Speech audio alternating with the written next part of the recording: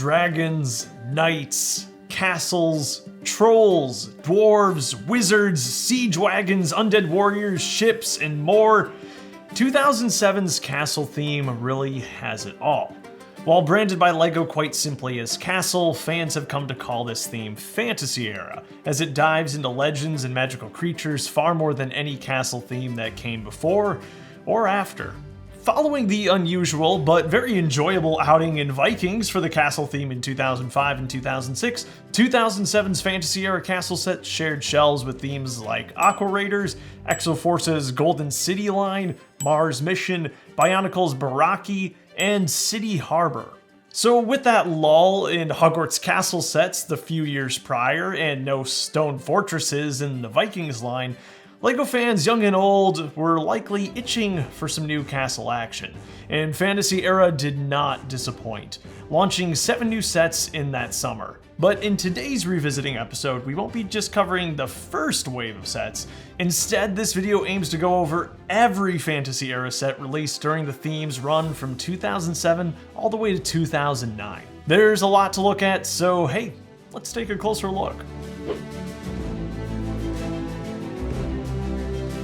Thanks to The Big Move for sponsoring this video. And with so many Fantasy Era sets to cover, I'm actually bringing in a good friend of mine, Brad of Brad's Archives, to help me cover all 27 Fantasy Era sets. The story of Fantasy Era is kind of simple when it comes down to it. A king in the Western Kingdom is attacked by an evil wizard who is a necromancer, and he takes his skeleton army and goes and attacks the king's territory.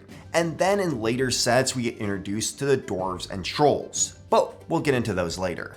And without further ado, let's start taking a look at these sets. Our journey into the world of Fantasy Era Castle begins with one of the smallest sets of the first wave, and that is Crossbow Attack.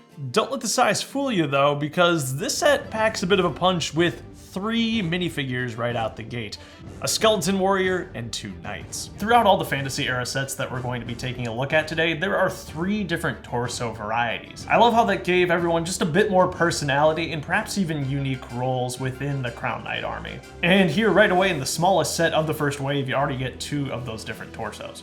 In addition to that, the Crown Knights use a variety of classic castle helmets, but this time they're all done up in a new color, metallic silver, for the first time.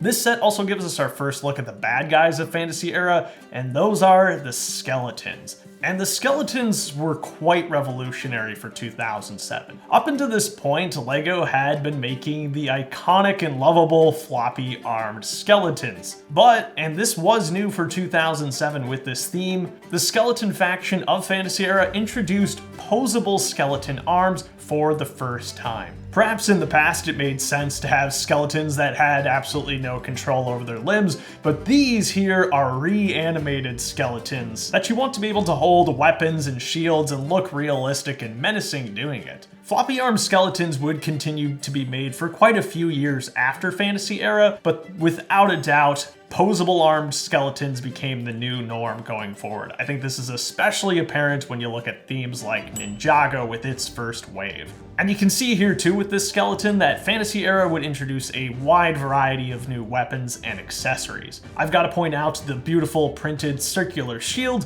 which is a new mold for 2007. When it comes to the build itself, it's a crossbow on wheels, and this build actually employs some really interesting techniques. Rather than using a pre-built firing mechanism like we see with the competition-style shooters or other things of that nature, this is primarily all built by hand, and you thread a rubber band quite interestingly around a series of clips and bars and Technic pieces to create the firing effect. And by golly, it works pretty consistently. The set gives you 2 missiles to launch, and even the tray in which they're set is all brick built, using what at the time was a relatively new piece, the cheese slow. Mounted to the front of the wheeled crossbow are 2 additional pearl light gray crossbows that your figures could take off and use for themselves. And in the back, you've got handlebars to push this thing around. The other fascinating element here is, of course, the skeleton horse. This was also used at the same time in the single Order of the Phoenix, Hogwarts Castle for Thestrals. Here it's redone in white, and we'll see it throughout a number of the sets in this line. It is certainly one of LEGO's most elaborate animal molds, and it matches the skeletons very well. Really fantastic piece to introduce with this line. I also have the instruction booklet. There's nothing insanely noteworthy about it, but it does feature some of the sets that we'll be taking a look at here very, very soon on the back. And of course, it tells you not to hit people in the eye, but that's no fun. I want to. You're the one who's gonna get hit in the eye! I think it's certainly safe to say that the smallest sets of Fantasy Era Castle provided a tremendous amount of value, and that is certainly apparent here in the Final Joust. This set is only slightly larger in terms of piece count than the Crossbow Attack, with 62 pieces, and this would have retailed for $8 back when it was released in June of 2007. And at $8, it's kind of surprising that this would offer about everything you could possibly want for a Final Joust set. Compare this to the much larger Kingdoms Joust set that was released a few years later. You get a lot of beautiful, but probably unnecessary elements. I like how LEGO is able to give you two of the coolest minifigures in this really cheap set. So let's take a closer look at those.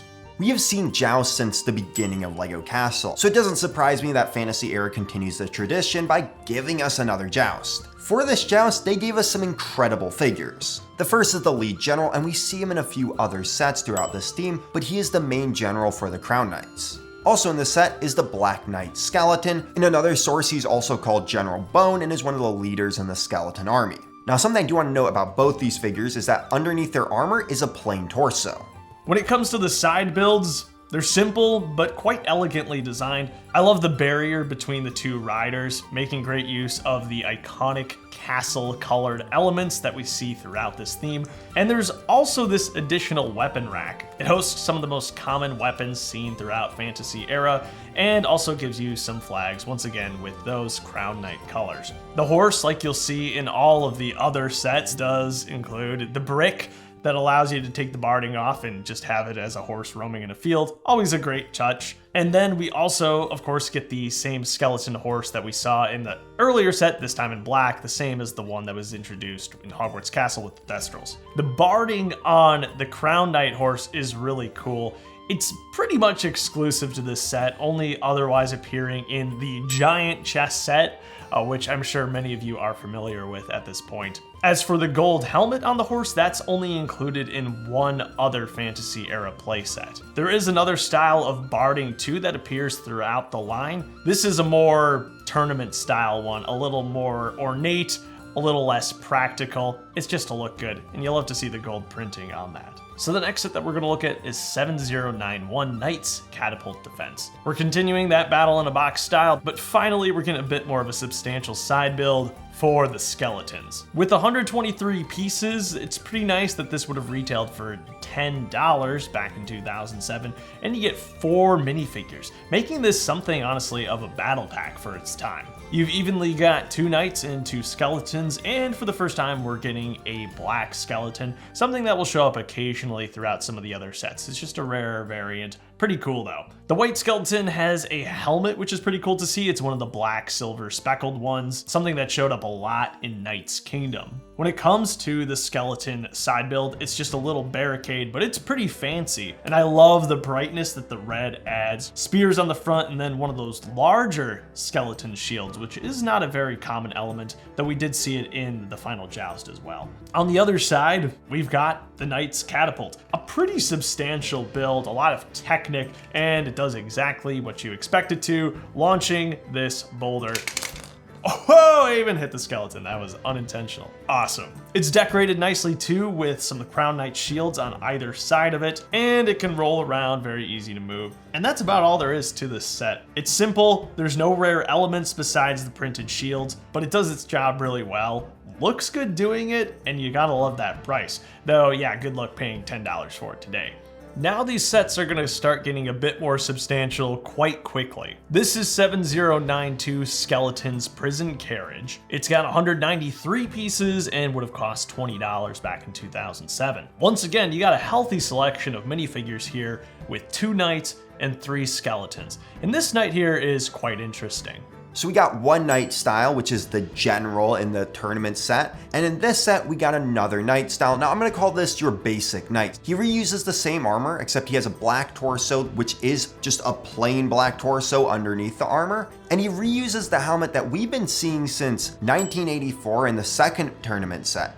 That knight rides atop a brown horse, which once again comes with a handy insert. No fancy barding this time around, but you do get a nice dark blue helmet for him. The Crown Knights in this instance, though, are pretty outmatched when it comes to the Skeleton's Carriage. It's drawn by 3 skeletal horses, which looks absolutely fantastic, and there's spikes, horns, teeth, and all sorts of sharp objects scattered about this build. It looks extremely intimidating, and I love the personality that just oozes from this. The central tower can actually be removed rather easily. That just allows you to get inside the prison a bit more easily, and you could fit a few minifigures in here. It's a pretty big space. There's some really interesting parts scattered about this too. The Baraki spine piece here in the front is really cool. It's a flexible element. Surprisingly, the pearl light gray wheels included here are pretty rare as well. They only show up in one other set, which ironically is another Bionicle set. It's the minifigure scale Baraka Stronghold that came out about this time too.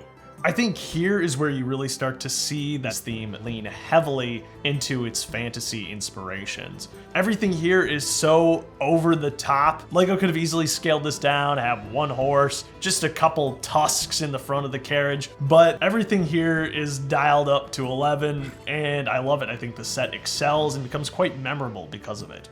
Now, brickset.com is a tool I use extensively for researching all of my revisiting videos, and one of my favorite features of the website is that it gives the ability for official LEGO designers to lay claim to the sets that they've helped design as part of a brick list. And many of the designers actually use this as an opportunity to leave notes and comments about the sets that they've worked on. And thankfully, one of those designers, Bjarke Like Madsen, was extensively involved in Fantasy Era Castle, and he gives us a bit of insight into what it was like designing some of these sets. Skeleton Prison Carriage is the first of many sets that he designed for this theme. He has this to say about it. Through the years, the LEGO Castle product line has contained several prison transports and carriages, and of course we wanted to include that classic model type to this launch also. We also wanted to include the new skeleton horse, but the question was, how many should we include in the set? 1 horse was not enough to pull such a large carriage, 2 was better, but still not powerful enough, and 4 was too many to be shown on the packaging in a good way. So what about 3, I thought? I did a bit of research and could not find proof of a carriage ever being pulled by 3 horses. But later that very day, I saw an old Western movie and the hero stirred a wagon pulled by 3 horses,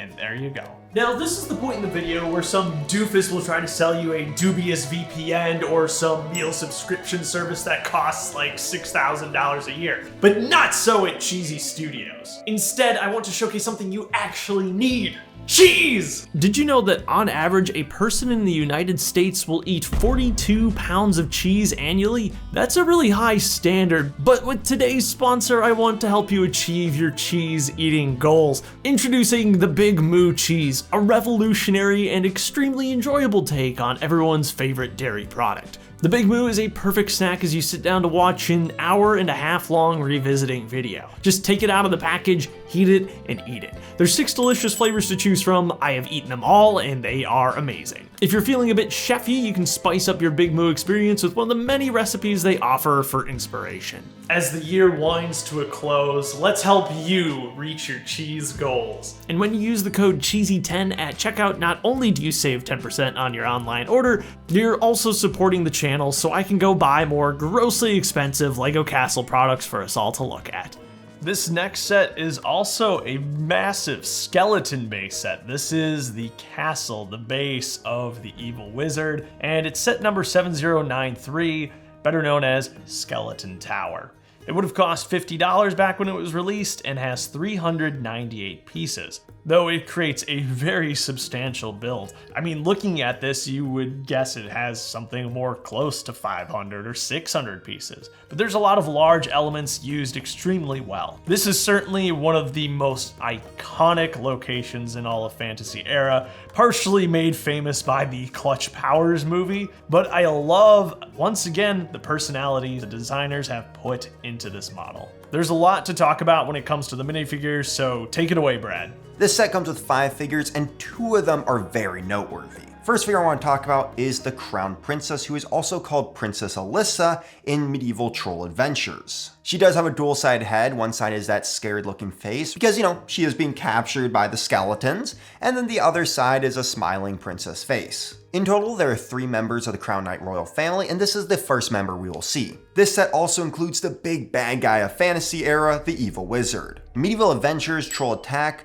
he is called Morax, and in Clutch Powers and LEGO Legacy, he's called Malik the Malign. There are a few interesting parts of him that I want to talk about. First off, there's that cape that has the cool collar on it. His hat is also printed with a skeleton. On top of that, he has printed legs, but it's his torso that's really interesting. If you don't recognize his torso, it's used from the Royal Guards from Star Wars. Now, I do want to quickly mention his head, because it is very similar to Ogle's. You want to know what the difference is? He has pupils. And there's no way you've missed it. There's a big dragon here too. This dragon is actually exclusive to this set. We'll see more dragons throughout Fantasy era, but the colors here are subtly different. And I think it's this guy more than anything that keeps the resale value on Skeleton Tower extremely high. LEGO dragons continue to be very, very desirable, and it's not hard to see why. The knights once again seem a little bit out of their depth here, with our hero simply riding in on a horse. Here you can get a good look at that alternate barding style, a little more practical with the chainmail and the proper armor on it. It's really cool that we got 2 styles because they really didn't develop one for the skeletons, since you don't want to cover up that really cool skeleton horse mold. So instead they put that budget towards the good guys. But enough about the side builds, let's take a closer look at this tower. This thing is so fantastic. The drawbridge should probably instead be called a jawbridge, because that's exactly what it is. It's interestingly rigged up through a rubber band system with chains going through the eyes to actually raise and lower it. And you might think it's still pretty hard to get over that, but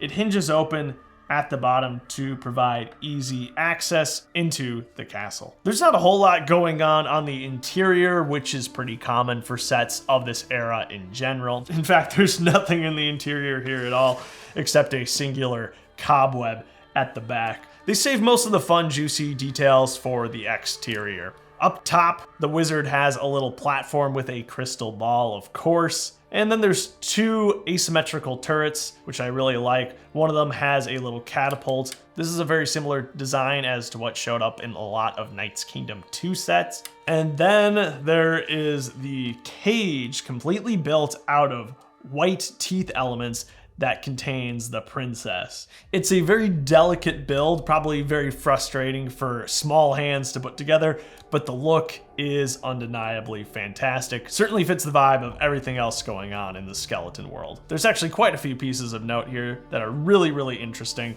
I love the trans neon orange little ugly rock pieces built into the front. And then you'll see 3 of these electricity blast pieces, probably best known for coming from the Emperor from Star Wars. But if I'm not mistaken, they were actually introduced with this set and this theme. The wizard has one in his staff, and probably the coolest piece in his staff, if you're a big nerd, is the skateboard wheel element that connects the bottom bar to the top robot hand clip from Exoforce. This is one of the only non-sport skateboard themes that actually makes use of that element. It's a weird choice considering that the lightsaber hilt piece clearly existed long before this theme came out, but this is a much more cleaner look. Though bars don't fit quite as snugly into it, it seems, as a lot of these are very loose connections. But there you go.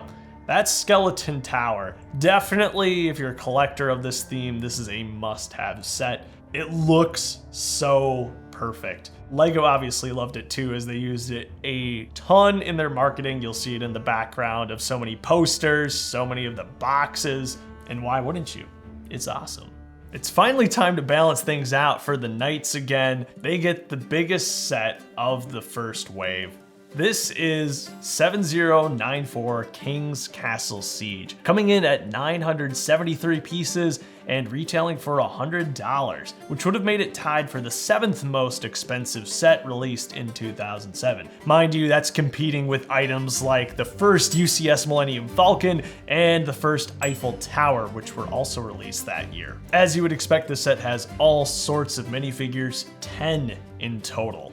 As Caleb said, there are 10 figures that are included in this set, which is what you would expect from a set like this. It's big, it's bold, it needs those figures to fill it out. One of the figures that's a little more exclusive to the set, even though he did get different variants later on, is the Good King, or as he is called in LEGO's Legacy Heroes Unboxed, King Brutus. He's also called King Revet in Adventures of Clutch Powers, and King Edward in Medieval Troll Adventures. As you know, when it comes to the continuity of LEGO Castle, it's all over the place, especially when it comes to the naming. Now, the reason this figure is a little more exclusive to this set is he doesn't come with leg printing, and his torso is actually a Viking torso.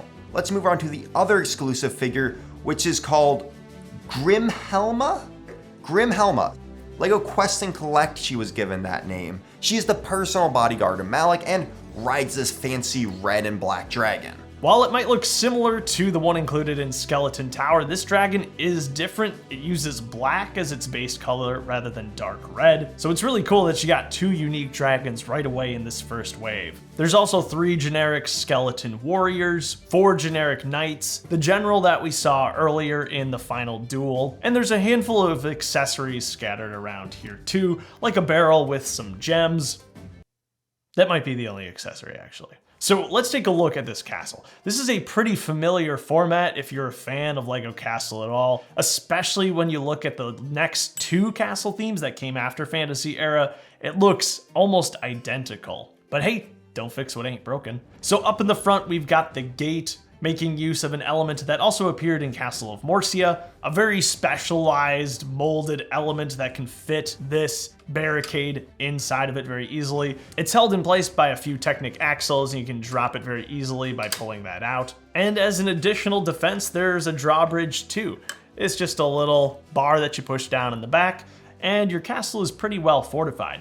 It's guarded on either side by these 2 watchtowers, which have some great slit windows for the archers that hang out on top. There's some of the same catapult design that we saw again in Skeleton Tower. And I love the shields, all the shields that decorate this castle. They look great for the aesthetic, but also you could take them off and give them as shields to the knights included in the set. Around the backside of the towers, there is absolutely nothing, continuing that trend of this era of LEGO with not including any substantial interiors at all. It's kind of unfortunate, but it allows you to make those stories for yourself, fill those interiors with whatever you want. Naturally, one of the only rooms that this set does include is a dungeon. You can't have a castle without a dungeon. The set doesn't instruct you to put anyone in particular in there, but they seem to be well fed, drinking at least from a golden goblet. In the central tower, you'll find the throne room as well as a treasure chest.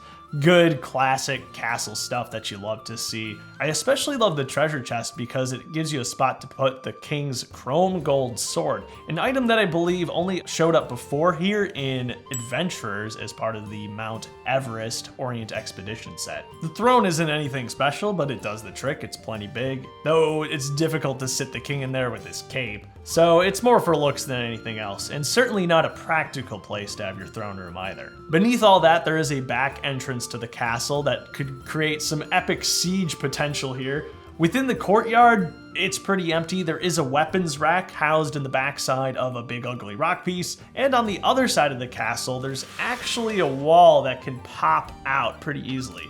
It's only held by a single plate here, and once that's removed, it just falls right over. Another way to break into the castle. One thing I do like about the courtyard is at least the suggestion of being able to go from the ground floor to the balcony. There is a staircase in the back. Oftentimes that's forgotten in LEGO Castle, so it's nice to see here. Technically, the castle is modular too. It divides into quite a few sections, and you could lay it out in a different format if you'd like. There's so many sections here that you could create a pretty epic wall if you wanted to. It would have been interesting to see the designers lean a little more into that, making the towers swappable and things like that, but hey, it's better than nothing. When it comes to rare parts, there's not a lot going on here, but I think the most surprising one is going to be the dark blue 1x1 cone. Believe it or not, that piece is exclusive to Fantasy Era, only being included in 4 sets, all of which we're going to be covering today. Is it a desirable element?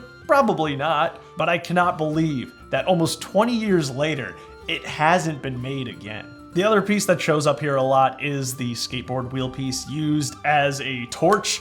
You'll find it in several parts throughout the castle. I think this is, while not the most original or exciting castle, still a really worthy flagship set for this first wave of Fantasy Era. While this might have been the last set released in the June wave, there was one more limited special edition set that we got to take a look at too. So this is the final set released in 2007, wrapping up Wave 1 of Fantasy Era Castle. It was launched in August as a limited edition offering. So this one would have been one of those hard to find things that you see in the catalogs. And like so many hard to find items before it, it feels different than the other sets of the line. This one is something special. The set is called Skeleton Ship Attack. It has 628 pieces and would have cost $69.99 back at the tail end of 2007. So at this price and this piece count, this is actually one of the largest sets. The set includes an impressive 7 minifigures, most of which are just good army building figures, but there is one special skeleton warrior here. Now, in all the promotions for this set, and even including the box art, it says that there's one very special figure that's absolutely amazing that you gotta have this set for, which is the Skeleton Pirate, which comes with literally 2 pieces that we have seen in so many different sets. I mean, it's literally the gray beard that we've seen on other pirate figures from this era, and an unprinted black pirate hat. The head isn't unique, none of the skeleton parts are unique. Yeah, look at this. It says an exclusive skeleton captain minifigure and his pet rat. This set reminds me a lot of the Knights Kingdom 2 Dark Fortress Landing, except the roles are reversed. That was a double pack of sets, one featuring a Castle of Morcia barge, and the other featuring a harborside dark fortress. Here, the Crown Knights get a little harbor, and the skeletons get quite the impressive sea vessel. We'll start by taking a look at the little castle here. This is pretty cool, and actually it is modular like King's Castle Siege, so you technically could put these parts into your larger castle with very few modifications.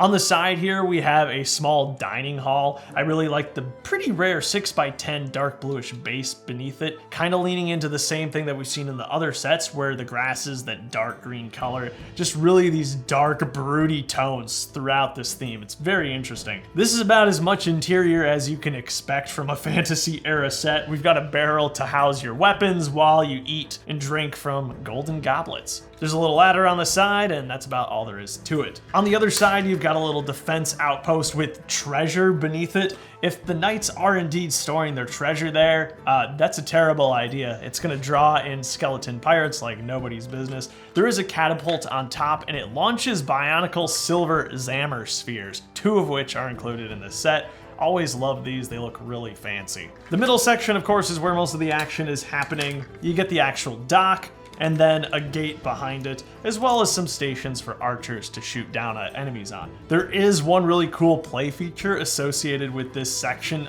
of the build, and as you pull this lever in the back, the dock actually collapses beneath the feet of the minifigures. So it could be a built-in trap that the knights have devised to send the skeletons hurtling into the water, or some accidental damage that takes place during the battle.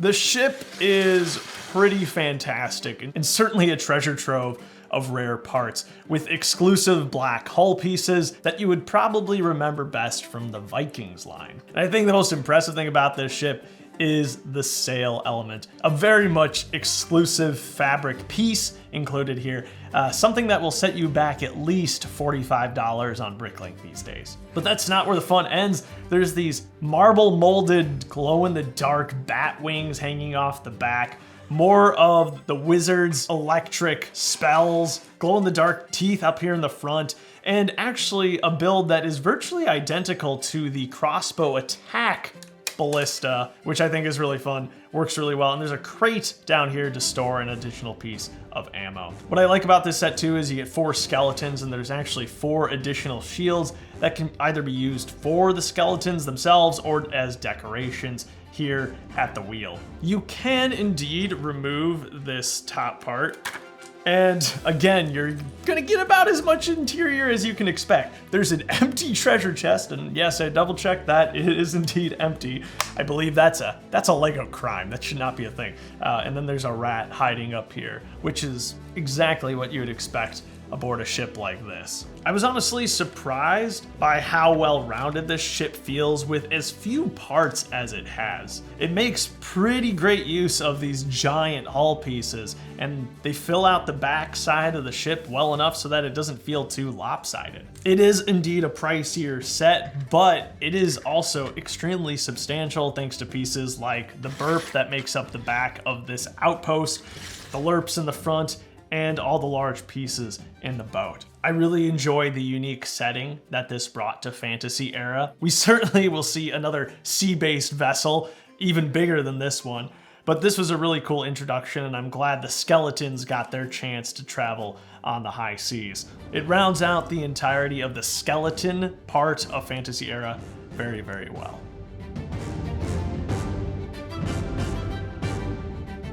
2008 got off to a very interesting start for Fantasy Era, completely changing up the formula. No longer were we battling skeletons, but we were battling trolls. And at least for this first January 1st set, we weren't dealing with Crown Knights anymore, but we were introduced to the dwarves. This is set 7036 Dwarves Mine. It has 575 pieces and cost $60 back in 2008. This becomes one of the 4 big faction bases released within Fantasy Era, and I think there's an argument to be made that this one is the most fun. But before we get into that, let's talk about the minifigures, which are all new for 2008. This set comes with 6 figures and the big troll. First off, you got the Dwarf King, who has that awesome gold helmet. We also got that helmet in metallic silver. Now, he is the first style of beard that we see from the dwarves. It's that big, thick, bushy beard that goes down to the bottom of the torso. That second beard style is braided both in the front and back, and it allows you in the front to see the belt buckle. Now, this dwarf comes with the other style of helmet that was used for these figures. It came in both bronze and silver, and both designs of these helmets were specially made so that they could fit around the beards. Something I do want to mention about the dwarf figures is they either used a Viking torso or one of the Crown Knight torsos. It kind of makes sense that they didn't make brand new parts for those torsos because they are covered up by the beard. Now, the set does introduce us to the 4th faction in Fantasy Era, the Trolls. Now, these 2 trolls are actually troll scouts. They're the only 2 figures in this line to come with this style of helmet. Also, if you look at the troll shield, they have this really cool symbol on it. This symbol pops up on both their banners and shields. That shield is also the same piece as Knights Kingdom 2, but it doesn't have the stud on it. You also get the big troll. Now, this is the only big fig that we have ever gotten for Lego Castle, and I think that's a crime. This figure is super cool, and we are going to see it in a few different colors and varieties. It's really cool because you can actually grab a minifigure and place it into his hand, and then you can throw that figure around. He also comes with a big club to turn your dwarves into a puddle of goo. They both look terrifying and stupid at the same time. And it just works so well, and I think they're just a great addition to the world of Lego Castle. This set includes everything you could want out of a Dwarven set. It is packed full of play features, and it all just makes sense, even though it's condensed into what I consider a medium-large set. So our journey begins over here on this side in the mine. If we spin the model around, you can see some hollowed out rock for the Dwarven miners to hack away at. From there, there is a bucket that they can fill with their ore, and this will bring it to any of the levels here. It's at that point that I like to imagine the ore being taken along in this bucket, and this very much exclusive piece of pearl dark gray flex tube will bring it around to the front of the castle. You can take the bucket, dump it down this slide. We got a little bit of too much momentum there, but you get the idea. And from there, the Dwarven blacksmith can take them and forge them into the various tools needed by the Western Kingdom. Alternatively, around the back, you can actually dump the ores straight into this wonderful minecart system here, and it can take it along the pretty short path. It's just a hoot to play with. And these minecart builds remain one of my favorite builds in any Lego set ever. They're awesome. They use the 2 tall doors in dark green, which are very much exclusive to this set. So there's a few other areas hidden around the mine as well. Of course, we have a throne room for the Dwarven King. Again, a very simple throne, even simpler than the one that we saw in King's Castle Siege. But I like the decor he's got going on here with 2 Dwarven shields, a new design on a circular shield, much like the skeletons, and then we've got these 2 axes above. Love that shiny copper that we don't see very often at all within LEGO. In fact, there's only been 6 pieces made in this color. One of them is the Dwarven helmet, the axe, and 2 of the other elements we'll see later on in this video. And then around the other side, there is indeed a little kitchen area. It features a fireplace, tub full of turkey legs, or 1 turkey leg in this instant, and another golden goblet. I can't imagine dwarves drinking out of anything less. Above that, there's also a huge catapult with one of these really fun marbled trans neon orange and dark bluish gray boulders. I guess the only other part that I wanted to make note of for the rare part enthusiasts is this speckle silver wheel, which only comes in 2 other sets that we'll be taking a look at just around the corner here. Mattson, the designer of Skeleton Prison Carriage, is also responsible partially for the design of this set. I increased the size of the model 3 to 4 times compared to the original sketch model. Furthermore, we gave the 4 dwarves different roles to increase the play opportunities: a dwarf king, a dwarf warrior, a dwarf blacksmith, and a dwarf miner. That is the Dwarven Mine. A really impressive, fun set. I love all the accessories you get in it. You get plenty of these really nice shiny crystal pieces. Those are the good old Aqua Zone crystals, or Power Miners crystals perhaps if you're from that era. Yeah, it looks great. I love how the colors here match that of the Crown Knights, so you can very much tell that these guys are allies, and it fits right in with the other sets, even though it is so very different. This is a really fun, fresh take on Fantasy Era Castle. Surprisingly, there's only one other Dwarven-themed playset, and that's Dwarves Mine Defender, a really small $10 set that came out February of that same year. The set has 86 pieces and includes 3 minifigures. So we get 2 brand new trolls in this set. Now, the only difference is these helmets. These helmets are actually exclusive to this theme and have never been used again, and they're just so perfect for these minifigures. The set is really fun because it has this really interesting mechanical flair to it. As you roll the model around, and granted it's not going to work very good on this very smooth surface, the blades in front spin a little bit. It kind of reminds me of some of the Power Miners sets. Unfortunately, rather than gearing up the mechanism, it uses a rubber band that does enable you to stretch it out and angle it wherever you like, but sometimes the friction just isn't quite there. The thing that I do really like, and the thing that works reliably here, is the catapult. And rather than pushing down here and running into the dwarf or something, there's actually this big chain in the back that you just pull backwards to launch your projectiles. I love how it reverses the direction. It works really well, and it gets you 2 chain pieces, and you can never have enough of those. There's room for 1 dwarf to barely fit on here, and he's got a little bit of armor in front, but that's honestly about all there is to this set. I guess the only other thing I'll highlight, because it is really cool, is included with this minifigure here, is this little flag that he's carrying around. This is not fabric, it's the vinyl that LEGO likes to do. It holds up a lot better, but they've given it this torn texture, and we're seeing once again that awesome troll logo there. Very intimidating, and yeah, it's oversized, it's ridiculous, but it looks really great.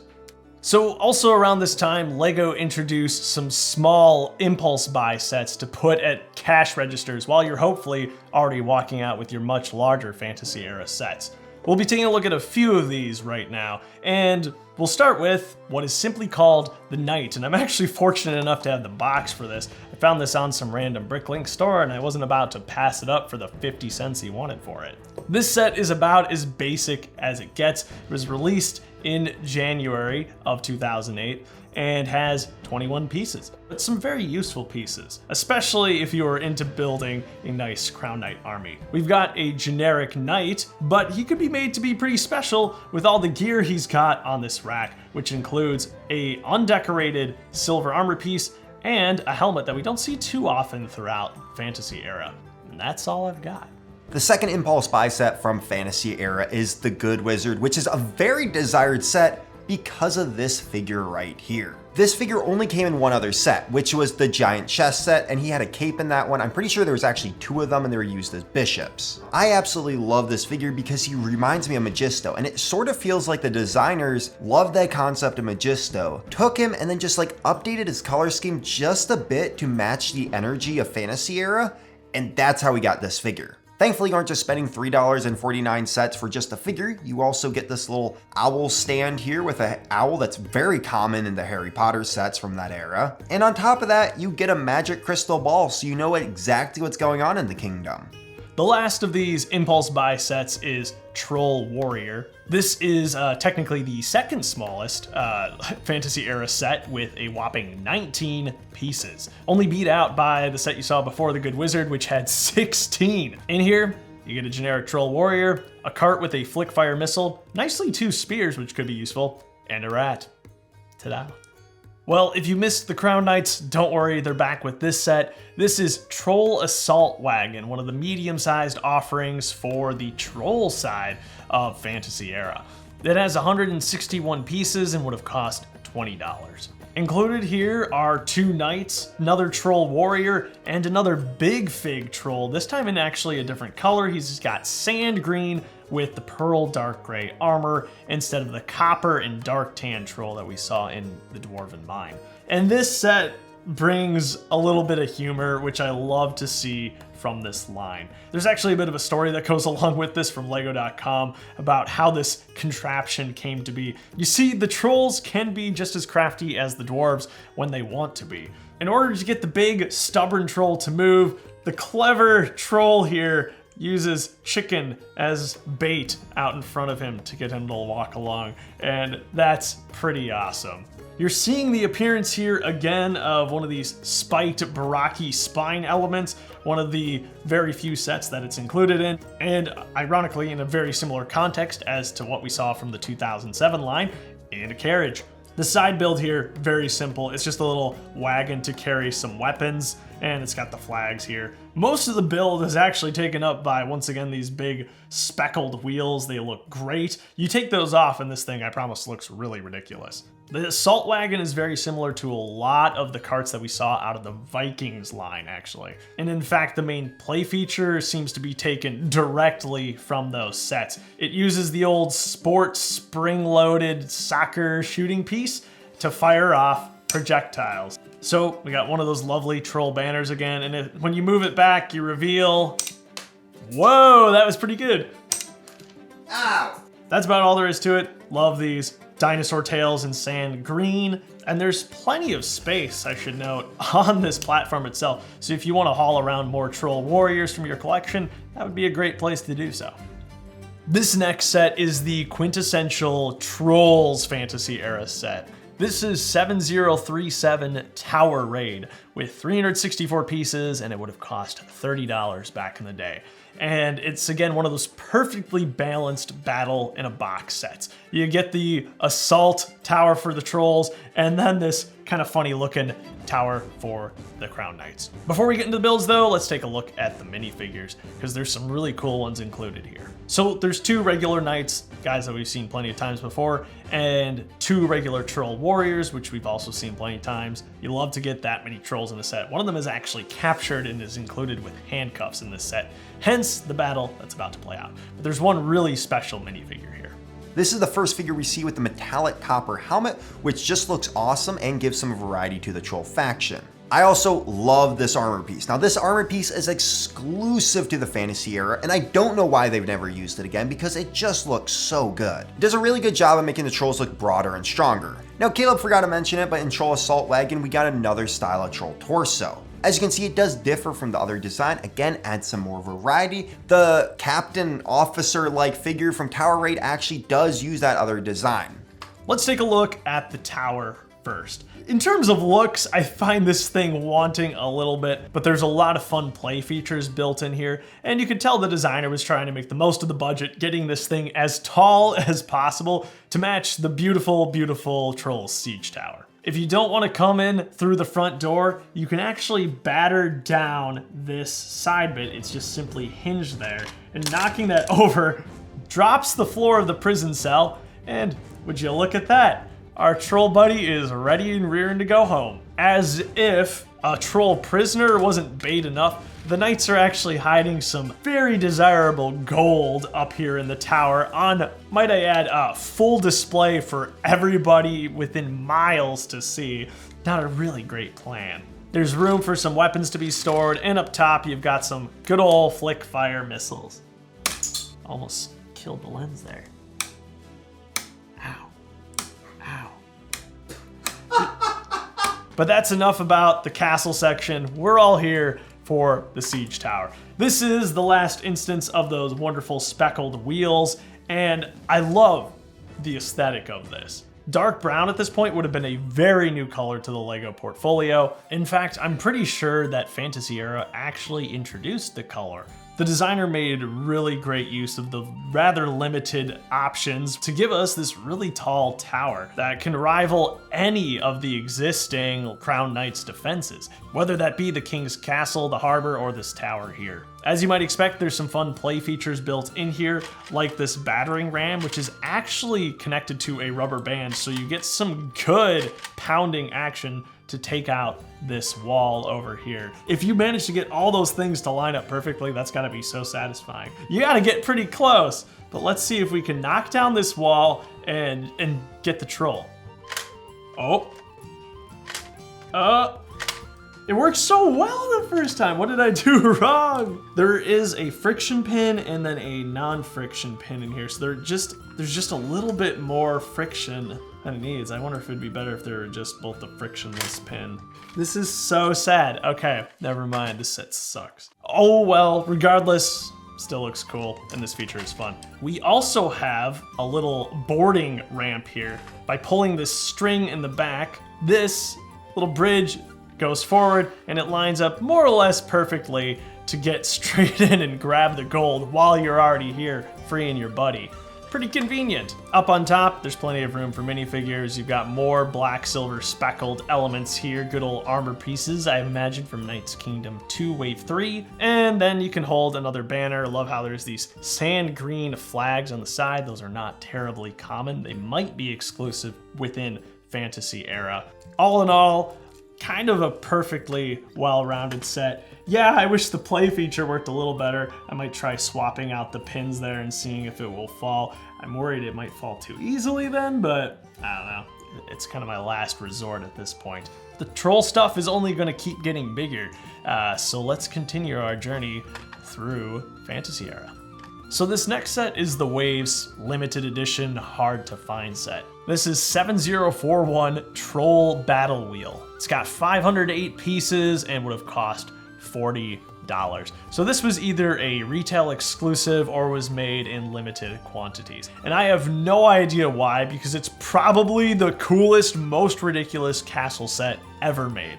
This is one that I didn't have as a kid, and so often some of those sets that I buy later as an adult, I form these unrealistic expectations of. I think Combat Crawler x2 is definitely one of those examples where I hyped that thing up and then I finally paid the way too much money to get it and it sucked. This does not suck. It's as goofy and as fun, and there was actually a few surprises that it had that I wasn't even expecting. Before we get any further though, let's talk about the minifigures. Most of what we got here is your generic 3 knights and 2 troll warriors, but there is another special troll included here. This set comes with another interesting troll. Now, he uses the armor from General Bone. Besides that, we've seen all the other parts before now, and I think this is the figure that's supposed to be the Troll General, since he's the only unique figure compared to the other ones we've seen.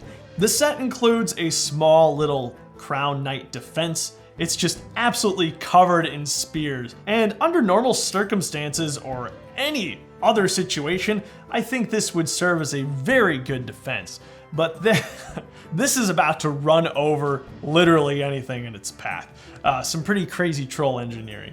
The barricade is hinged, so you can reconfigure it a little bit if you want to do that for some reason. And there's also a catapult that does launch another silver Zammer sphere. What you're paying for though is the battle wheel. The battle wheel is really funny in that it uses some insane repeat quantities of the same part. Primarily those being, unsurprisingly, the 1x2 dark bluish gray tiles that you see everywhere, the 2x6 dark brown plates, and then the hinges that hold this thing together. It is such a repetitive build, and if I had to guess, that's the reason why LEGO made this one in lesser quantities, because this thing is not fun to build in the slightest. There are 16 virtually identical sections that you painstakingly clamp together and wrap around the spoke of the wheel. It's a pain, but the end result is so worth it because you get this goofy troll contraption. As you can see, this is completely troll powered by these two guys running backwards, I assume, along the top to make this thing roll around. There conveniently is a handle in the back for humans. And what I didn't expect in this set is that there's actually a little trigger which launches Brad's already preparing to get shot. Oh, it almost hit him! But I love these remote controlled action features. We saw that a lot in Exoforce, and it's great to see it brought back here. And this gives you such a great amount of control where you can pretty much do whatever you want with it. It looks awesome. You get another banner up top, and it's plenty sturdy too. There's some Technic holding the thing together, so it's not going to fall apart on you as you roll it around. This set lived up to the hype. Again, love to see the humor incorporated into the trolls, and honestly, if they can get this thing rolling down a hill or something, I imagine it's very destructive for everybody involved. So you might wonder, how do you take this down? The set includes this hook that can be lassoed around the top to attack it from the back, though depending on how fast this is going, this could be a very difficult and dangerous mission. Hopefully, you'll be able to stop this before it absolutely decimates the King's Castle. Bjarke Leaky Madsen was also responsible for the design of this set. He has this to say about it. The biggest challenge was to make the big wheel stable enough so that kids could play with the model in an action-oriented way that the very nature of this model invited you to. I solved that mostly by reinforcing the 4 beams that held the outer rim in place with LEGO Technic cross axles. That leaves the largest set from this wave, and it's a doozy. Introducing 7048 Troll Warship. It's got 493 pieces, which is even less than the Troll Battle Wheel, but it still cost $80 and it's undeniably huge. The balance of good guy versus bad guy things in this second wave of Fantasy Era is pretty skewed, but it's super fun, so who's complaining? The troll stuff looks awesome, and we got plenty of Crown Knight stuff in Wave 1 anyway. And surprisingly, this isn't like the mobile headquarters of the trolls. We still got their base to look at later. The set is absolutely decked out in figures with no less than 5 troll warriors in various costumes, and then you also get one of those special commander trolls with one of the awesome armor plates, the same one that we saw in Tower Raid. The trolls have taken a dwarf captive who is included in this set, and here to rescue him is the King's General, this time on Dragonback. So this dragon is very similar to the 2 Dark Wizard dragons that we saw in Fantasy Era Wave 1, but this time he's green and presumably a nice dragon. He's got a unique armored head which looks really cool, plenty of silver painting applied throughout him, and on the wings, you also get this wonderful pearl gold molded in there. It's a beautiful creature, and as you can imagine, extremely expensive to source on the aftermarket. Once again, you probably wouldn't expect this to be less than 500 pieces, but most of it is made up of those big Vikings hull pieces. Virtually identical in all except color to what we saw in the Skeleton Ship Attack. The front hull piece is exclusive to this set. The other hull pieces, which make up the bulk of the boat, are only otherwise found in the Imperial flagship, which, as you can imagine, makes this another very desirable part. I really love the twin sails here with that great troll iconography on them. These are fabric once again, which I do much prefer, especially for sails over the vinyl. Let's go ahead and explore what's on the ship itself. You've got another one of these cannon ballistas at the front. Ironically, an almost identical placement as to the one that appears on the big Viking ship too. A lot of inspiration from Vikings in this theme, which is awesome. Over towards the middle, you've got a cage to hold your dwarf or any other crown knight prisoner. And we've got 4 rowers, which I really enjoy, just adding to the realism. You can imagine between them and the sails, this thing could probably go pretty fast. Keeping them in beat is one of the giant trolls banging on a drum. This is the same one that was included in the assault wagon. In terms of additional prisoner storage, you've also got this net, and in the box art, I believe, you'll find the dwarf imprisoned here. This is pretty clever. You always love to see nets in a Lego set. It's one of their most enjoyable elements, and that's connected to a winch on the back mast here, so you can raise and lower that as you please. The back section can come off, and there is indeed a bit of interior here. You've of course got your necessary rat, and then you've also got 4 swords for all the warriors on the ship, which is great to see. And there's also 4 of the large shields, so you could take those off and give them to the trolls once they hit land. There's also a big club for the giant troll, and then a key on the other side to unlock the prison cell in the middle. Most big ships don't often think of this, but there's actually 2 landing craft included on the side. They're just connected with Technic pins, so you can anchor. I guess that's the one thing they forgot. They totally forgot an anchor in the set. But you can take these smaller landing craft, go up maybe once again to that castle harbor included in Skeleton Ship Attack, and raid the Western Kingdom. I think the best part of this set is just its incredible size. It uses 4 of those 10 stud long hull pieces, and super impressive. The sails are great. I'm glad that this theme was able to make unique parts like that. There's so few stickers throughout Fantasy Era 2. All adds to a really phenomenal building experience with all these really cool creatures, so many of which are unique to each set. You get these really army buildable characters that look great. You've got the shiny elements, the shiny armors. What's not to love? If you manage to somehow get all the sets in this wave, you'd have a pretty impressive troll army, a formidable force for any kingdom to go up against. With LEGO naturally retaining the rights to all their original themes, they were able to easily collaborate with outside companies to produce supplementary gear items to complement the brick-built playsets. While most of these items could be purchased directly from LEGO.com, they were primarily intended to be sold as souvenirs at Legoland parks and Discovery Centers. The parks, after all, often included medieval rides and attractions. You could find foam-based armor and weapons for the skeletons, knights, and dwarf factions. I find the archer set here to be especially interesting, some sort of Nerf gun inspired crossbow, but it appears to be ludicrously rare with no evidence of sales in the past year. Other common gear items include LEGO minifigure magnets, which Fantasy Era Castle had no shortage of with 2 separate 3-packs. Surprisingly, there only seems to be evidence of a single keychain from the theme for a dwarf. Usually, LEGO original themes have far more keychains than that. Other items include an iconic LEGO watch. You can't have an original 2000s theme without one of those. There's a coin bank, plenty of posters, and a photo frame, likely also sold at Legoland parks, so you could frame the picture of you going down the coaster. However, the theme's best extra items are definitely its 2 chess sets. The first of these was released in 2007, continuing the tradition that was established with Knight's Kingdom 2, and this chess set follows a very similar formula as that one. Vikings would also release a chess set in 2006 that fits right in with these. The set here includes some technically exclusive minifigures, but no exclusive parts. The most interesting minifigure of these that it introduces is the Evil Queen. Today, the set will cost you around $200 in used condition, and it originally sold for just $50. The following year though, LEGO would release one of their most ridiculous sets ever.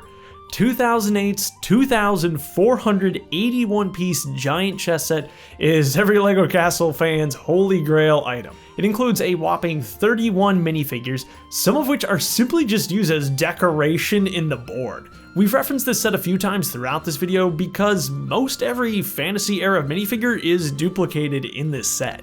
Unfortunately, the $1,000 asking price on Bricklink ensures I'll never be able to own this, but man, is it sure fun to look at. And yeah, if you want a sealed copy, prices start around $3,000.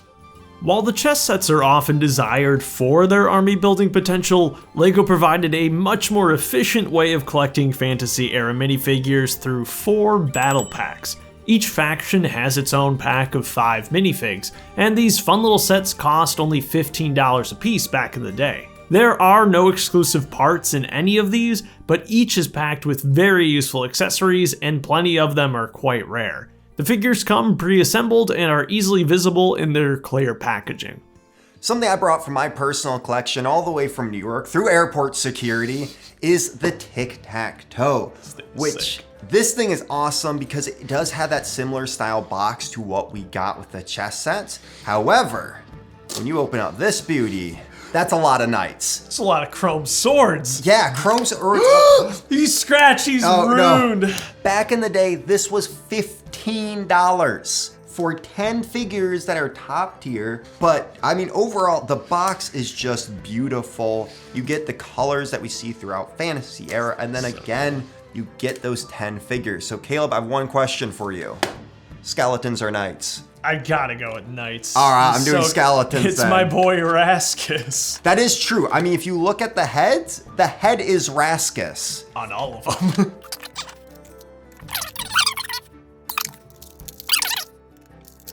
Boom. Wow. Yeah.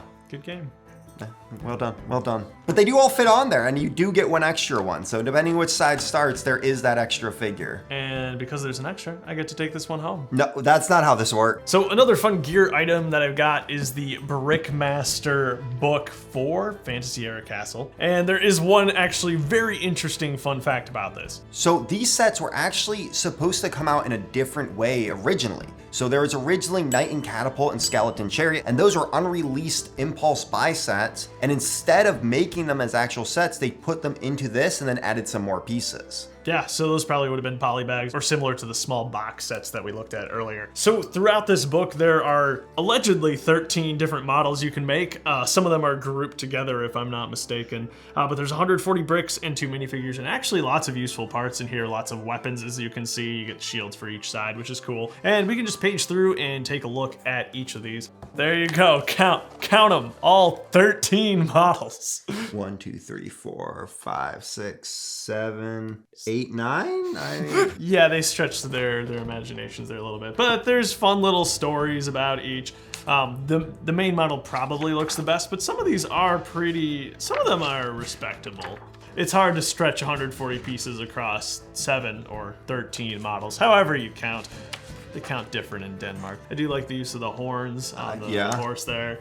I like this. I like the little skull castle. The cart's pretty goofy. Castle Chariot. I mean, this is basically just a smaller version of the prison cart. I guess so, yeah. Taking him for a very unwanted ride, but I like how he sat down in there. Castle Lookout's pretty forgettable. Just a larger bad guy.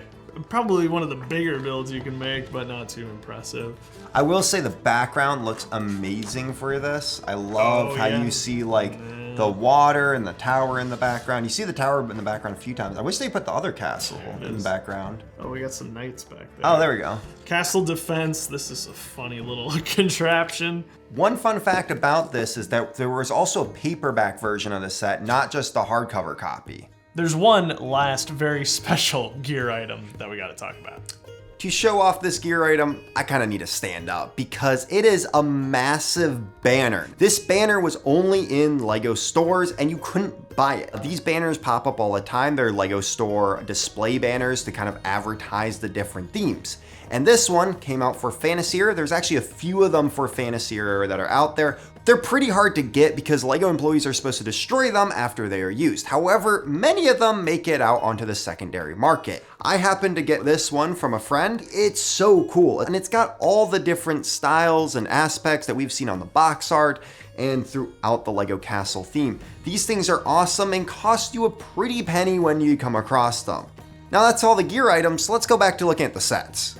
One of the sets I love that came in the Fantasy Era because it's so unique is the LEGO Castle Advent Calendar. This set came out in 2008, had 176 pieces, 9 minifigures, and went for $30. Most of the value in this set comes from the minifigures itself, and I do want to mention, this is the only set besides the large chess set that comes with one of every faction. There's an amazing variety to the figures here. I mean, you get 2 skeletons, a troll warrior, you get 2 crown knights, a jester that goes with the crown knights, a maiden, a dwarf, and a witch. The variety here is insane, and we don't see that in many of the other fantasy sets. The dwarf here is very similar to the dwarf king. He uses the gold helmet, except he does have dark blue arms instead of dark red. This is the first time we ever got a jester in Lego Castle. Now, this one is exclusive to the set because he doesn't have a dual-sided face. He has this awesome blue and red color scheme and a crown belt buckle. After this, we would see another jester for the Lion Kingdom faction, and also one in the CMF line. We also got the maid, who does appear in some other sets, but this is the first time we saw her. Finally, I want to highlight the witch, and she only came in one other set, which was the big chest set. She gives off serious Will the Witch vibes, and just an awesome figure altogether. Her printing is really cool. It's that dark green dress on top of black pieces, and she also comes to that lightning piece that we saw with the wizard. I just love that they added another dark sorcerer to this theme. The builds aren't anything crazy, but they do go with the figures. We have some civilian-based stuff over here with that little rat piece that we've seen so many times in this theme to go with the maid. We got a treasure chest and a minecart that actually works with the Dwarves Mine minecart system to go with the dwarf. The witch even got a crystal ball, little shelf with some potions, and a pot to brew some potions with. The skeletons came with some extra weapons and even a little catapult that's very similar to the one we saw in the Brickmaster book. The Crown Knights come with a bunch of extra weapons and a little target and a little cart with a crossbow on it. Overall, you could probably part out all these builds, and again, the figures is really where the value of the set comes from.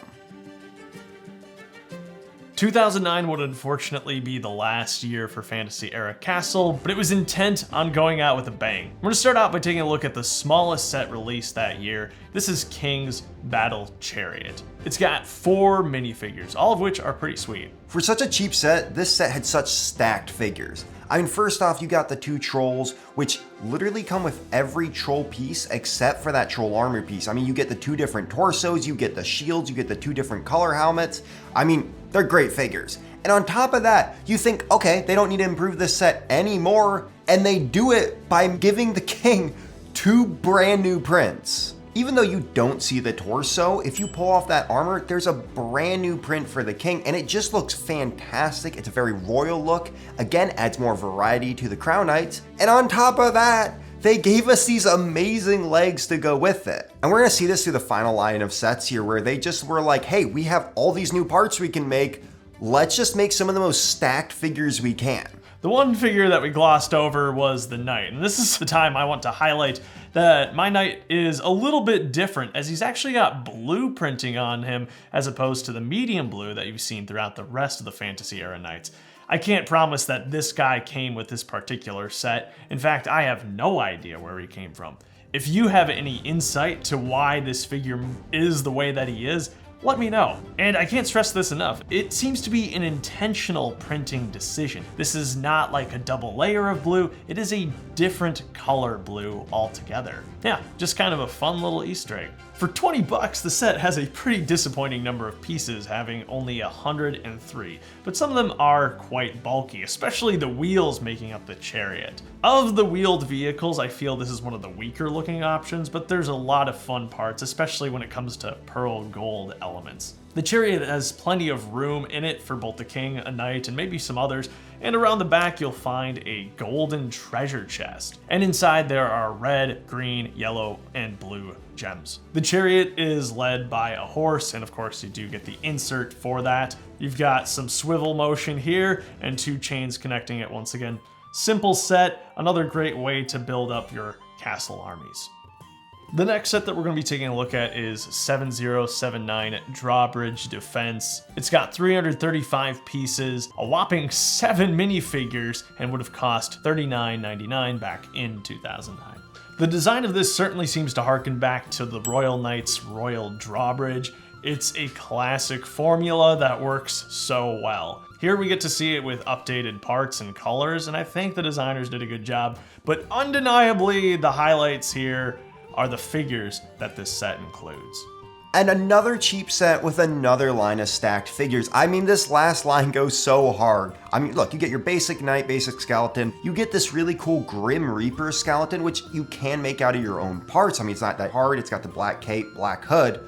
but it's such a cool concept and such a cool figure to add to this set. On top of that, you technically get an exclusive Jester because this one does have a dual-sided head, compared to the Advent Calendar one, which didn't. You also get the third member of the royal family, which is the Queen. Now, this Queen was never given a name, but it is a very cool figure with some amazing printing on it. I mean, you get that amazing dress piece that's gold and blue, the torso matches. It is just such a beautiful figure. And then finally, the figure that makes this set so expensive these days is the Gold Knight. Now, first off, gold chrome sword. That visor, which is metallic gold, exclusive to this set and also an expensive piece on its own. The gold armor, also exclusive to this figure. And, you know, that could have been it. They could have stopped there. But again, they go all out by giving us a printed gold torso and printed gold legs. And together, it just makes such a fantastic figure. Finally, we got that dark blue feather, which goes for about $3. Now, the reason it goes for that much is because it only came in 5 sets, and all 5 of those sets are highly desirable and pretty rare. When it comes to the primary function of this set, it is exactly what you expect. The drawbridge can be raised and lowered with ease, I might add. There's a little locking mechanism in the back too that prevents it from falling down once you've reeled it up. On top, there is a flick fire ballista with plenty of extra ammo. And unsurprisingly, as we've seen time and time again throughout this theme and others within this era of LEGO, there's nothing going on in the interior. One thing that I actually do dislike about this build is that it's incredibly flimsy. It's a little scary to pick up. It is gonna hold together, but it sure doesn't look like it. Again, it's just the designer making maximum use of a limited budget to stretch this thing and make it as massive as possible. The architecture in the castle itself does feel substantially different from some of the other things we've seen, namely the King's Castle itself, but the color scheme keeps it in line enough to feel like it's still part of the same world. Unfortunately, though we saw the connection points in the harbor from Skeleton Ship Attack, there's no connection points to easily add this on to King's Castle. Though in many of the layouts that I've seen people do over the years, people love to put this as a first line of defense in front of the castle, where you have to pass through this before you can pass through the secondary drawbridge to get into the main keep. If I recall correctly, this is the fantasy era set that has increased its value the most percentage-wise. Remember, you could get this thing for $40 brand new on shelves in 2009, but today, in the US at least, it's going to cost you $400 for a sealed copy. And you can thank the beautiful minifigure selection for that one. The 2009 playset wave is simply just 3 sets. Yet it still managed to give us one of the largest ever in all of Fantasy era, and that is Trolls Mountain Fortress. A behemoth of a set, costing $100 and carrying with it 844 pieces. As you might expect for a set of this size, it's absolutely loaded with minifigures. You get 3 Crown Knights, you get the King, which is also with that printed torso and legs. Also, you get 2 of the big trolls, and these guys are awesome. They got tattoos on both sides with the troll symbol, and just the fact that that's tattooed is just so cool. And they also have the troll symbol on their belt. Overall, these guys just look so cool and menacing, and the fact that there's also printing on the top of them, they outdid themselves on the trolls in this set. We also get 2 of the smaller trolls, and then it comes to the best figures from the set. The King and the Troll Sorceress. I'm going to start with the Sorceress. Now, she is actually called the Troll Queen in LEGO Worlds. And because of this figure, every faction besides the Dwarves came with a Sorcerer, which is just so cool for fantasy here. It makes sense that most of the factions would have some sort of Sorcerer. And I really do wish we would get a Dwarf CMF Sorcerer figure. Now, she's really cool because her dress is printed, also her torso is printed. She has an exclusive head, which only came with her, and when you look at it compared to the other figures, you can definitely tell the difference. Now, her and the King came with those capes that we saw in the battle pack. Now, speaking of exclusive parts, the Troll King comes with a very interesting part. The Troll King comes with a metallic copper crown. However, it does seem that at one point during the shelf life of that set, they retired the metallic copper color, and instead, they replaced it with reddish brown. I'm not gonna lie, this definitely looks better than the reddish brown, and I do wish they kept it going. And interesting enough, they also did this with the Dwarves Mine. So the dwarf helmet that had that metallic copper color, they switched it out with reddish brown. On top of that awesome crown, you also get a one-of-a-kind head, and that torso is unique to this figure. The thing I perhaps love most about this set is that it really is a perfect twin to King's Castle Siege, probably picking up on a very similar layout to what we saw earlier in this video. But this time, the whole aesthetic is very, very much different. It fits the vibe of the troll so well. You're seeing a lot of the reddish brown, the dark brown, the relatively new dark brown colors, and as the name of the set suggests, it's built into the mountains. And another thing I really appreciate about this set as opposed to King's Castle is that it holds together a lot better. You can actually carry this thing around without worrying about it falling apart. It's great to see that the designers learned a thing or two over the years that this theme existed. I think they took a lot of the best parts of Fantasy Era and infused it into this set. The two trolls that Brad highlighted earlier stand guard outside the entrance, built into little cave walls. The door is quite sturdy. You're not going to be easily able to bash that thing down. Behind the doors, there's actually two swinging axes that you'll need to avoid if you somehow manage to get in. Above that is a relatively rare skull element. I know this one best from 4 Junior's Pirates. Up on top of these towers, you'll get 2 catapults that throw 2x2 round black bricks. Very similar once again to the layout of King's Castle. There's nothing in the interior of these towers, but actually, surprisingly, the rest of the build does have some interior details. Around the walls, you'll find all sorts of weapons housed here. There aren't a ton of troll warriors included in the set. Like we mentioned earlier, there's only 2 and they already have swords. But if some of your other trolls that you've accumulated from the other sets were missing weapons, there's no shortage of them here. In addition to that, there's also ladders to climb between the levels, which you love that element of realism. And you can't miss the big staircase that takes you up to the main tower. Beneath that, there is a cave. Unfortunately, you can't fit a giant troll in there, but you could definitely use that as the break room for the little guys. And on the first floor of the tower, you've got a room for the troll sorceress. It's got a bat, spider, and of course, the essential crystal ball, something that all the magical sorcerers and wizards have used throughout Fantasy Era Castle. Above that is where the real storytelling takes place here. Naturally, once again, somebody's been captured, and this time, it's the king. He's housed in this really big prison cell. You could fit a whole army in here easily, and they're going to be quite difficult to get to. The back wall panel can be taken out easily, but there's no exploding prison cell function that you might expect from a set of this size. And then on top, there's just some more room for minifigures to stand and look intimidating. I'm surprised that there was no throne room for a set with a king, but honestly, I'm so happy with all the other stuff they included here that's unique, special, different, and there's just interior for once, thank goodness. The whole thing is modular, and because the set uses 2 sets of Tactic pins as opposed to the single set of Tactic pins in the King's Castle, it holds together very well. You can see that these sections are hinged, so you could create a pretty cool and dynamic looking wall. All of a sudden this set becomes a lot bigger, and all the walls are really nicely decorated around all sides. I don't think there's a bad angle for Trolls Mountain Fortress. This is a really, really phenomenal set. I think it was a great way to end the playset line of Fantasy Era. If you manage to pick up this and obviously King's Castle Siege, you could create quite the legendary face-off. Designer Madsen wraps up his Fantasy Era legacy with this set. The biggest challenge designing this LEGO set was to make it look like the trolls had made their fortress from all kinds of various parts and materials that they had found or robbed from others.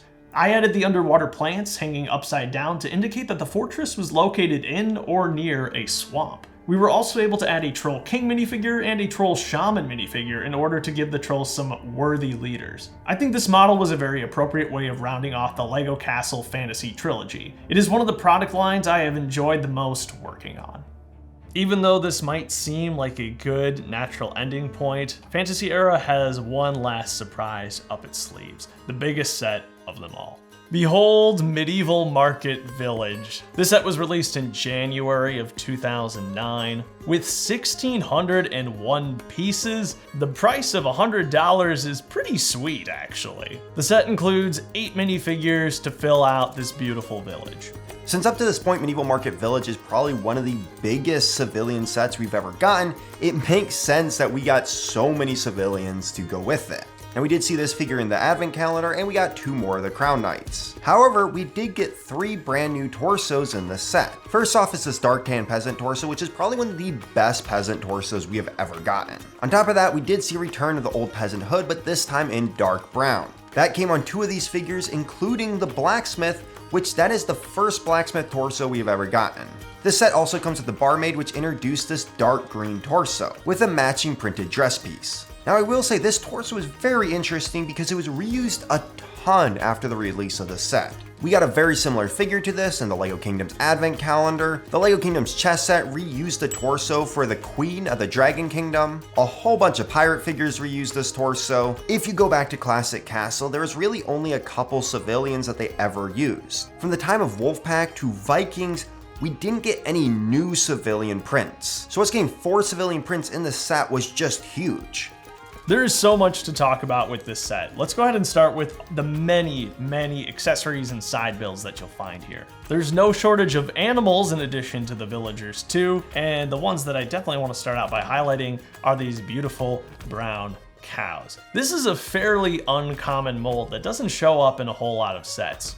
These brown cows did show up in a city train set being transported to a farm, and you'll also find a white and black spotted one in the flagship city farm set. Most recently, this mold has been redone in medium nougat, a recolor you'll probably know from Lion Knight's Castle a few years back. The set also includes the familiar horse mold, but there's some really cool brick-built animals, and these were certainly a highlight as a kid. You've got a duck, a rooster, and a chicken. And for the parts available at the time, these look fantastic. Today we naturally have a specialized chicken mold, but there will always be something very special about these brick-built variants. Moving on down the line here, the knights are carrying a treasure chest filled with the familiar set of chrome gold coins, something they desperately need to bring back. They're so cool and way too expensive now. There's a cart for the horse to pull, filled with some hay bales.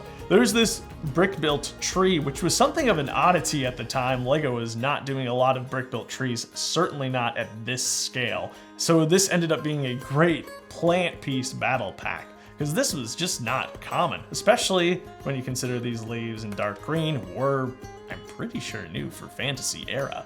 Over here we have the market section of Medieval Market Village, where the vendors are selling apples, a bucket full of fish, flowers, as well as some fresh cheese and a rotisserie chicken. Hopefully the rat hasn't gotten in there. This set is one of the few Fantasy era sets that does have stickers, but there's nothing too crazy, and I do think they add a lot. For instance, here you get the prices of all the items on display. Now, the village itself is made up of 2 very substantial buildings. On this side, we have the blacksmith, stables, and some small apartments up top. And then on the other, we have the tavern, as well as an inn, which you can access through the stairway. Let's go ahead and start with the blacksmith side of things. The water wheel is connected directly to the hammer here, which allows you to quickly and efficiently forge a sword. There's also a good fire pit. On the other side, the stables are marked with another stickered piece. There's room for 2 horses. And inside you'll find a rather grotesque Easter egg. There's some dark brown carrots here, heavily implied to be horse droppings. I can tell you that as a kid, I thought this was endlessly funny, and as an adult, it is also endlessly funny. LEGO designers love their poop jokes in medieval stuff for some reason. Up on top, the interiors are pretty simple, but hey, beggars can't be choosers. There is indeed interior going on here. You'll find a small dining table on this side, and then a furnace to keep everybody cozy on the other. There also are 2 stickered portraits in the back, which is a fun touch. Over on the other side, this building always caught my eye with its bright color scheme. This is done up mainly in medium blue, and you'll also find a ton of dark brown telescopes to give this building some extra texture. The tavern unfortunately has no seating on the bottom, but there's plenty of other fun accessories like gold goblets for everybody to drink from, a barrel of ale, and then a bucket to drop your weapons in when you first come in through the door. Above is the inn. To access the inn, once again, you can just walk up this stairs here, which I think is a really nice touch. You've got the vanity in this room, and it includes a bottle of perfume as well as a comb, and then a loose stool as well. A really cute little build, something that would have been quite avant-garde for its time. It's not studded down, it's built upside down. You can't even fit a minifigure on it. This is just for looks, something that LEGO was not doing a whole lot back at this time. And now it's pretty par for the course. On the other side, you've got another fireplace up top, which is really nice, and then a really well decorated bed. Again, more for looks than anything else. It's all smoothed off, and it's probably a little too short to really fit a minifigure in it properly, but it looks great. And there's still plenty of empty space here to fit some extra minifigures. Another really fantastic thing about these models, as you probably guessed, is that they're hinged, and once they're closed up, they are indeed complete around all sides. So you have this really clean, elegant look. This would have been marketed as a 12+ set, so it's as close to the adult market as you would get out of a play theme like this. We got the callback recently to the medieval town square, but there is nothing that quite captures the magic of this set. I think between all the accessories, these really well-rounded buildings, and just the fact that this was so ahead of its time when it was released in 2009. There simply was nothing else quite like this. It rounds out the world of Fantasy Era Castle and makes it feel so much more lived in. Like the knights are actually defending someone. They have a reason to go to war with all these crazy evil factions. They're defending, after all, a very lovely home. This has been quite the endeavor to cover all these sets in one video, but Fantasy Era is something that's really special to me. It hit me at that perfect time in my childhood. My brother and I, this was probably the first theme that we avidly strove to collect every set from. We did not succeed, but we got pretty darn close for being as old as we were. And there's so many great memories attached to this theme. Even though the colors are pretty muted, pretty tame, I think the figures, the wild settings, and the really cool architecture of this theme make it stand out from the many, many castle sets that LEGO has produced over the years. In addition to that, there's all the supplementary materials that you love to see from this era of LEGO, whether that be the gear items, the games, even the inclusion of this theme in goofy things like Clutch Powered.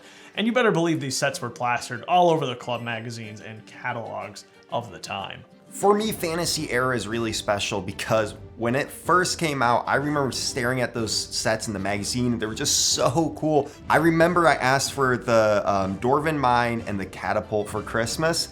Did not get it, but went over to my friend's house later that day and he'd gotten both of them, and it was so much fun playing with those sets with him. I have so many memories of, us trying to build the other sets in the line. I remember trying to build Troll Mountain Fortress out of the parts we had. So it's really dear to me, and I think what's really cool about Fantasy Era is I'm a huge fan of Lord of the Rings. I grew up on the Aragon books. This is LEGO's attempt to make something that's like Lord of the Rings. It's LEGO's attempt to just branch out from your classic knights versus knights. I don't know how we haven't gotten another orc faction throughout the history of LEGO Castle, but they killed it. Everything that Fantasy Era touched, I personally think they are some of the best sets from LEGO Castle. I mean, they're so much fun too. Even the crazy wacky sets from the Trolls. The Trolls have some of the most stupid sets of all of LEGO Castle, and yet they make sense. They don't feel like they don't fit in the world. They feel like they are a part of this greater world, and every set builds out that broader world, and you just love to see it. And speaking of the legacy of this theme, I think you can see a lot of inspiration for the next two castle themes. Unfortunately, the last two castle themes in modern LEGO history, whether that be in the construction of the castles themselves, using that same four-walled layout, the Technic pins, the semi-modular configuration. You see a lot of inspiration drawn from Fantasy Era when it comes to Kingdoms and 2013's Castles minifigures, and a lot of the parts just got reused. I think this set such a strong foundation for what Castle was going to be. Literally, Kingdoms is smaller versions of a lot of the Fantasy Era sets. And it's like, it hurts so much to say that because of how much I love that theme, but it really is. This leaned into that more realistic, but still fantasy style that, again, we started seeing more metallic parts Yeah. when it came to the helmets. The torsos had a more realistic look. It wasn't just a printed tabard with that logo on it like we saw in Classic Castle. There was a whole nother level to the figures, and it just set up what we got in the future of LEGO Castle. Going off that, the color scheme is one of LEGO's first forays Yes. into the realistic, darker, grittier tones. Consider the abundant use of the relatively new dark green in these sets and also the introduction of dark brown. These darker, moodier colors that we see so commonly now, especially throughout licensed themes. So in many ways, Fantasy Era Castle actually laid the groundwork for the modern LEGO color palette. Thank you so much for joining us on this journey through LEGO Fantasy Era Castle, and thank you, Brad, for coming all the way to Minnesota to film this video. We did it! We did it! If you want to check out more of Brad's stuff, he goes much deeper into the lore of various castle themes, and you can find him on YouTube as Brad's Archives. Thank you so much. Until next time, have a great life. I'll see you later. Build some castles. Yeah, definitely build some castles. And before you leave, don't forget to buy some cheese. Trust me, you'll need it if I ever make another video this long again.